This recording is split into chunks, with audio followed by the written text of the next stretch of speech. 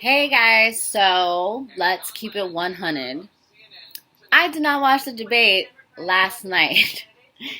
I went to happy hour. So I'm going to watch it today in the morning when I'm catching up with emails and looking at things. I've been watching like some of the news coverage and seeing how, Kamala Harris and Biden had a back and forth. Julian Castro came out, which I'm not surprised because, again, I already told y'all about him. But going over the second night of the debates, I tried to record like live instantly my responses and reactions to things, but they immediately blocked me. And I actually can't get into my Instagram right now. So, but what I decided to do was I still recorded it. Whether they're gonna let me post it or not is a different story. But I recorded it, so I'm gonna like go through my phone and like think of the reactions, and then I'm just gonna do it here because I feel like I got pretty good snippets. Wealthy donors that nothing fundamentally would change if he were president. Kamala Harris said she's not trying to restructure society. Oh, we're getting started there. I am. Right. For 40 years, working people have taken it on the chin in this country. For 40 years, the rich have gotten richer, and they paid less and less in taxes. It cannot go on this way. When I'm president, we will even up the score, and we will tax the hell out of the wealthy. So why is he here? America, love it or leave it. And it was on the outside of a church. I love America. And I know we can make it better. Trump is accusing Democrats of doing that as well. The people in this room and the Democrats watching tonight are the last best hope for humanity on this planet. If we make like he's actually worried though. top priority of the United like States, he's nervous because he's actually we will worried. have a fighting chance to save ourselves and our children's future. My mother taught me nothing's impossible. Okay, first she was one of only 3 women in her law disclosure, school class white and worked with women gay couples for basic rights. If you want to get something done, just tell me it's impossible. As a freshman senator, I was told you couldn't repeal Don't Ask, Don't Tell. Even members of my own party told me it wasn't convenient. When are civil rights ever convenient? We stood up to the Pentagon, we got it done. Not impossible. 10 years ago, I was told you couldn't pass health care for our 9/11 first responders, those heroes who raced up the towers when others were coming down. Even when Congress turned its back on them, we kept fighting. Just last week, we made the... I love our country. It's why I enlisted after 9/11. I've served as a soldier for over 16 years, deployed twice to the Middle East, and serve in Congress now for almost 7 years. I know what patriotism is. Americans, not just the rich and powerful. I'll fight for our rights and freedoms of all Americans, upholding these principles in our Constitution upon which our country was founded. Fighting for justice and equality for all. Fighting for every single American, regardless of race or religion, as we strive towards that more. I ran to get this one, y'all. Just a few days ago, we were reminded and inspired by our fellow Americans in Puerto Rico that no, he didn't. Public service is not fundamentally about any of us. It's about you. I want you to know that if I'm elected president, that I will work hard every single day so that you and your family can have good health care when you need it, so that your children and grandchildren can get a good education, so that they can reach, and that you can have good job opportunities, whether you live here in a big city like Detroit or in a small town in our country. I know we have a wonderful, special nation, but that too many people are struggling. And I know what that's like too. I grew up with a single mom in a poor neighborhood. But like many of you, I don't want to make America anything again. I don't want us to go backward. We're not going back to the past. We're not going back where we came from. You've heard that someone is running for president who wants to give every American $1,000 a month. I know this may sound like a gimmick, but this is a deeply American idea. From Thomas Paine to Martin Luther King to I'm with it, honestly. Like, I don't disagree. Give me that money, because, listen. Millions of manufacturing jobs. And chances are your job could be the next. girl had to take on a lot of debt. An auto worker worker here in Detroit. To get a How job. do we pay for it? Raise your hand in the crowd if you've seen stores closing where you live. It is not just you. Amazon is closing 30% of America's stores and malls and paying zero in taxes while doing it. He's smart though. We need to do the opposite of much of what we're doing right now, and the opposite of Donald Trump is an Asian man who likes math. So let me share the math. Stop! $1,000 $461 million every month right here in Detroit alone. The automation of attacked an American city, calling it a disgusting, rat-infested, Great. That's rodent cool from Trump mess. headlines. We need a nation that understands that these tired, old language,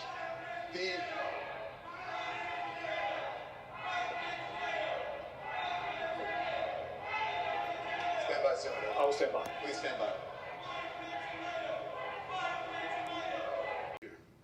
And I expect we'll get it. I'm running for president to restore the soul of this country. You know, we have a president, as everybody's acknowledged here, every day is ripping at the social fabric of this country. But no one man has the capacity to rip that apart. It's too strong. We're too good. Just look at this stage, made up of very diverse people from diverse backgrounds. Went on to be mayors, senators, governors, congresswomen, members of the cabinet, and yes, even a vice president.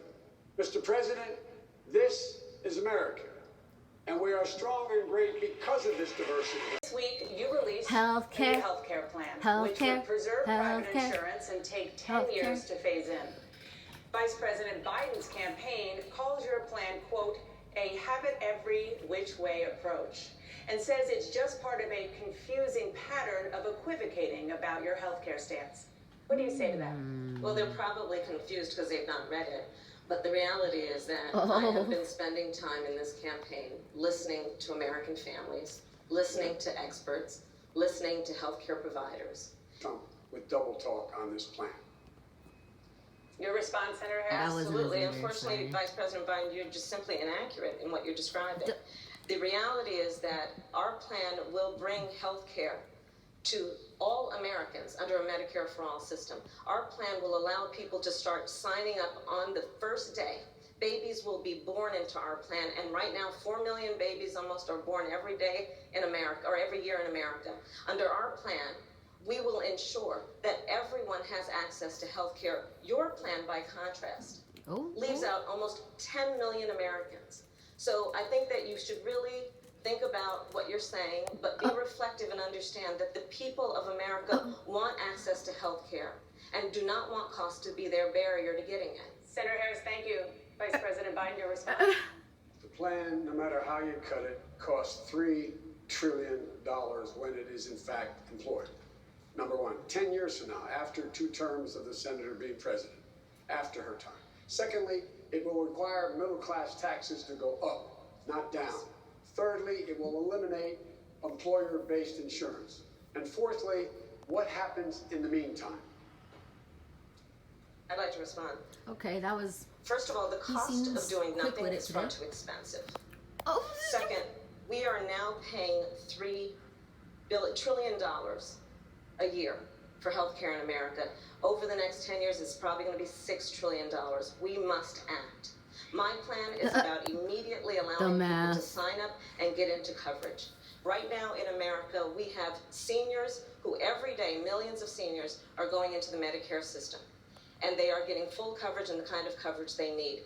All people should have access to health care, and cost should not be their barrier. Thank you, Senator Harris. Mayor de Blasio, let's bring you in here. What's your response? Thank you. I don't know what the Vice President and Senator are talking about. The folks I talk to about health insurance say that their health insurance isn't working for them.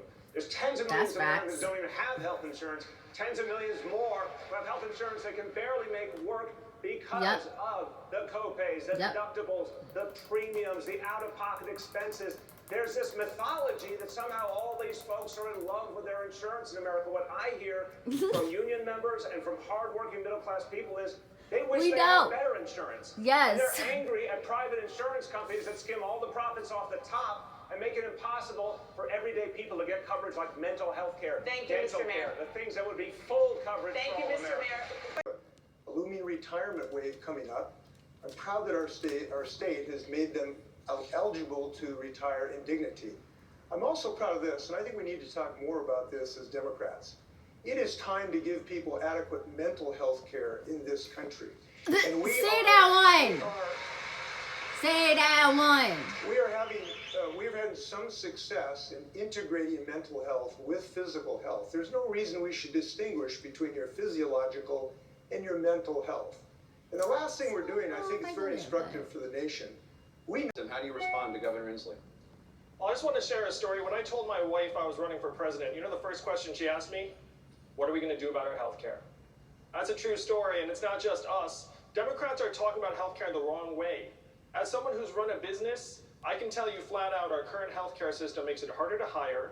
It makes it harder to treat people well and give them benefits and treat them as full-time employees. It makes it harder to switch jobs, as Senator Harris just said, and it's certainly a lot harder to start a business. If we say, look, we're going to get healthcare off the backs of businesses and families, then watch American entrepreneurship recover and bloom. That's the argument we should be making to the American people. Thank you, Mr. Young. Mayor de Blasio?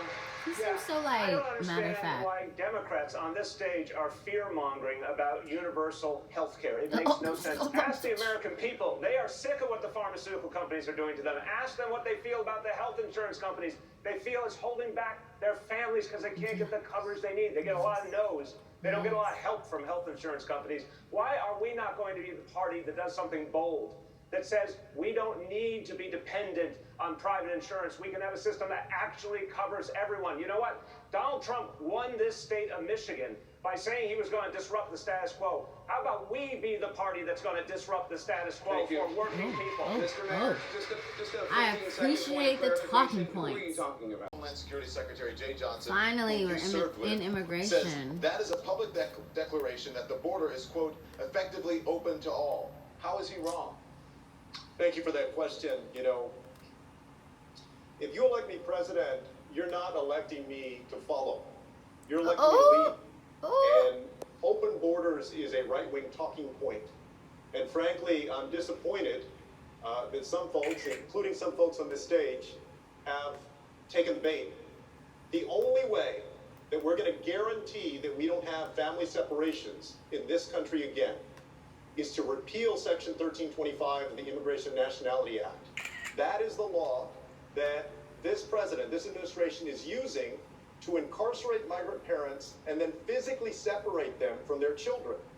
My immigration plan would also make sure that we put undocumented immigrants who haven't committed a serious crime on a pathway to citizenship, that we do a 21st century Marshall Plan with Honduras, El Salvador, and Guatemala, so that we can get to the root of this challenge, so people can find safety and opportunity at home instead of having to come to the United States. That's how we can be smarter, more effective, and more humane when it comes to immigration policy. Thank you, Secretary Castro. Senator Bennett, what's your response? I don't care. I disagree that we should decriminalize our border. This is personal for me. My mom's an immigrant, and she was separated from her parents during the Holocaust in Poland. And for those reasons, I was part of the Gang of Eight that I wrote the immigration bill in 2013 with John McCain that passed the Senate with 68 votes. That gave a pathway to citizenship for the 11 million undocumented people that are here. That would pass the most progressive DREAM Act that had ever been conceived, much less passed on the floor of the Senate, and had $46 billion of border security. Every single Democrat voted for that bill, Senator, and a lot of Republicans.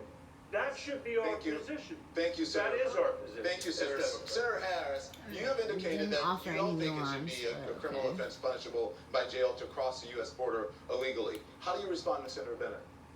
Well, again, with all due respect, you know, after the last debate, for example, I went to a place in Florida called Homestead. And tell them about there is a Homestead. private detention facility being paid for by your taxpayer dollars. Tell them about a private Homestead. detention facility that currently houses 2,700 children. And by the way, there were members of us, Julian was there, members of Congress. They would not let us enter the place, members of the United States Congress. So I walked down the road, I climbed a ladder, and I looked over the fence. And I'm going to tell you what I saw. I saw children lined up single file based on gender, being walked into barracks. The policies of this administration have been facilitated by laws on the book that allow them to be incarcerated as though they've committed crimes. These children have not committed crimes and should be not treated like criminals. Senator Bennett, what's your response? Listen. Cut. To guarantee that these kinds of family separations don't happen in the future is that we need to repeal this law. There's still going to be consequences if somebody crosses the border. It's a civil action.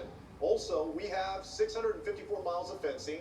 We have thousands of personnel at the border. We have which he would planes, know. we have boats, we have helicopters, we have security cameras. What we need are politicians that actually have some guts on this issue. Thank you, Secretary. Mr. Vice President, please. Shots fired. Guts enough to say his plan doesn't make sense. Here's the deal. The fact of the matter is that, in fact, when people cross the border illegally, it is illegal to do it unless they're seeking asylum. People should have to get in line. That's the problem. And the only reason this particular part of the law is being abused is because of Donald Trump. We should defeat Donald Trump and see, the moderates want to be like, oh, Donald Trump is the problem. Like, it's just him. And then, like, there's people who are like, he's just a symptom. He's just a symbol of the problem. Facilities who've been separated from their parents. When we see human beings crowded into cages in abhorrent, inhumane conditions. This is about leadership and understanding that we can and should have both secure borders as well as humane immigration policy. I feel like she'd be a good candidate if we were at a time where we needed somebody very still and like straightforward. But we really need somebody right now, I think, with some energy and personality. Mr. Yang, your response. I'm the son of immigrants myself. My father immigrated here as a graduate student and generated over 65 U.S. patents for GE and IBM. I think that's a pretty good deal for the United States. That's the immigration story we need to be telling. We can't always be focusing on some of the distressed stories. And if you go to a factory here in Michigan, you will not find wall-to-wall immigrants. You will find wall-to-wall robots and machines. Immigrants are being scapegoated for issues they have nothing to do with in our economy. Facts. See what I'm saying? You have a plan that would, quote, virtually eliminate immigration detention. Does that mean that the roughly 55,000 migrants currently in detention would be released into the United States? Absolutely. First of all, I just want to say, again, tonight we are playing into Republican hands who have a we need to talk about these things because guess what? That's what people are saying. I'm listening to the language of my colleagues. No, Mr. Vice President, we are not going to just let people cross the border. An unlawful crossing is an unlawful crossing. If you do it in the civil courts or if you do it through the criminal courts. But the criminal courts is what is giving Donald Trump the ability to truly violate the human rights of people coming to our country who no one surrenders their human rights. And so doing it through the civil courts means that you won't need these awful detention facilities that I have been to, seeing children sleeping on pavement, people being put in cages, nursing mothers, small children. This is not necessary. We have seen, using the civil system, piloted programs that have 100% compliance with the civil courts, where people are evaluated. If they have no justifiable reason to be here, they are returned. If they are, the people I met in Juarez, who were survivors of sexual assault, who we wouldn't even let come and present for asylum. We are butchering our values and making ourselves Senator Booker, thank you very much. Mr. Vice President, your response. I agree with the senator. The asylum process is a real process. Because y'all are on some respectability politics. Nothing to do with that section of the law. That's what he's doing, number one. Number two, we should, in fact, and we have proposed and we tried to get past in our administration, and I propose, significantly increasing the number of legal immigrants who are able to come. This country can tolerate a heck of a lot more people. And the reason we're the country we are is we've been able to cherry pick from the best of every culture. Immigrants built this country. That's why we're so special. It took courage. It took resilience. It took absolute confidence from them to come. We should be encouraged. Thank you, Vice President Biden. And Senator Harris, your response. 1,000 prisoners freed, Kamala Harris. It's simply not true. Explain. And as Attorney General of California, where I ran the second largest Department of Justice in the United States, second only to the United States Department of Justice, I am proud of the work we did, work that has received national recognition for what has been the important work of reforming a criminal justice system and cleaning up the consequences of the bills that you passed when you were in the United States Senate for decades. It was the work of creating one of the first in the nation initiatives around re-entering former offenders and getting them jobs and counseling. I did the work as Attorney General of putting body cameras on special agents in the state of California, and I'm proud of that work. I want to bring in Congresswoman Gabbard. Congresswoman Gabbard, you took issue with Senator Harris confronting Vice President Biden at the last debate. You called it a, quote, false accusation that Joe Biden is a racist. What's your response? I want to bring the conversation back to the broken criminal justice system that is disproportionately negatively impacting black and brown people all across this country today. Senator Harris says she's proud of her record as a prosecutor and that she'll be a prosecutor president, but I'm deeply concerned about this record. Right. There are too many examples to cite, but she put over 1,500 people in jail for marijuana violations and then laughed about it when she was asked if she ever smoked marijuana. She blocked evidence. Kill. Shot. From death row until the courts forced her to do so. She kept people in prison beyond their sentences to use them as cheap labor for the state of California. And she fought to keep cash bail system in place that impacts poor people in the worst kind of way. Thank you, Congresswoman. Yo, I appreciate you. Appreciate ya. As the elected Attorney General of California. Yeah, what you gonna say now? Because you knew this was coming. Of significantly reforming the criminal justice system of a state of 40 million people, which became a national model for the work that needs to be done. And I am proud of that work. And I am proud of making a decision to not just give fancy speeches or be in a legislative body and give speeches on the floor, but actually doing the work of being in the position to use the power that I had to reform a system that is badly in need of reform. That is why. But you didn't. You used it against people. Former offenders and getting them counseling. It is why, and because I know that criminal justice system is so broken, that I am an advocate for what we need to do to not only decriminalize but legalize marijuana in the United States. I want to bring Congresswoman Gabbard back in. Your response. The bottom line is, Senator Harris, when you are in a position to make a difference and an impact in these people's lives, you did not, and worse yet, in the case of those who are on death row, innocent people, you actually blocked evidence from being revealed that would have freed them until you were forced to do so. There is no excuse for that, and the people who suffered under your reign as prosecutor, you owe them an apology. I'm dead, y'all. I'm dead. My entire career, I have been personally opposed to the death penalty, and that has never changed. And I dare anybody who is in a position to make that decision, to face the people I have faced, to say, I will not seek the death penalty.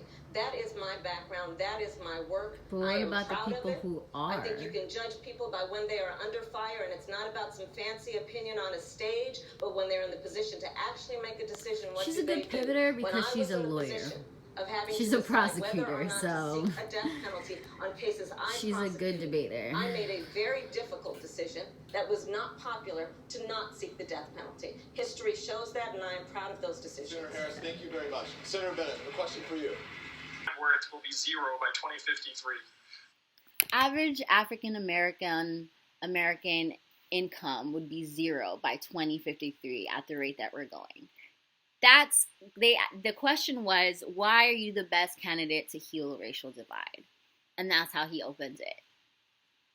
So, first of all, again, I like that he just, matter of fact, knows his shit, knows the numbers. I'm like, yes, like, keep people on their toes, make sure that they have to have real solutions and are actually thinking about, like, the policies filtering down to the people. And then went on to continue to talk about how we have Republicans and people in office who are not acknowledging climate change, but that climate change actually affects Black and brown people the most, poor and Black and brown people the most, and first of all. So that was really, like, again, there is this conversation going on within the Democratic Party of, it's coded, right, and like moderate versus progressive. Bernie wants to say he's a democratic socialist. But there's definitely this, like, you know, spectrum of, you know, America is not that bad. You know, we just have to fix some things. And I have a couple of those Band-Aid solutions. And then people who are over here who are like, just fuck it all. You know, we gotta get rid of this whole system, plus this one, and implement them with entirely new systems, which I'm all for experimenting, y'all. I'm all for experimenting. My most important thing for me right now, my issues right now are my student debt. If you want to cancel my student debt, please. Because a sis had to work real hard to get a job where she could have rent, pay rent, and have food. So I would accept that as reparations. That and a credit, and I just, you know what, give me a perfect credit score and cancel my student debt, and I will accept that as reparations for colonizing my people's islands and enslaving my people. And so those are my things that, like, I'm really, that and health insurance always. As I've gotten older, I think like the wealth gap and inequity has infuriated me more. As, you know, when you're young, you're like, I'll get to where I get to. And then when you're older and you're someone who has been working very hard for a very long time and realize how hard it is, you know, they made that point that employment rates are up, but it's because people are working like 2-3 jobs, right? Like, it's not like we can have a job and do that job for 40 hours and take care of ourselves. I appreciate that we are actually having this conversation around, like, who is talking about immediate needs, like things that are happening to people that are immediate and need to be fixed now, and in a way that is challenging the system. I think it's good that the Dems are challenging it. Like, I don't really go into the category of people that are like, they shouldn't be challenging each other right now, because we're in primary state and that's where we're at, where they should be challenging each other. And like, I want to know the better ideas. Do I want that to be surface level and based on zingers and based on like one-liners and things that you can throw in your commercials and like statements and slogans that you can throw on your t-shirts? No. But I do think that overall it's better that we have a more diverse base, that whether we have those people that we you know are on the corners that we kind of want to get in there, they're still there pushing and moving the conversation, and then that's so important.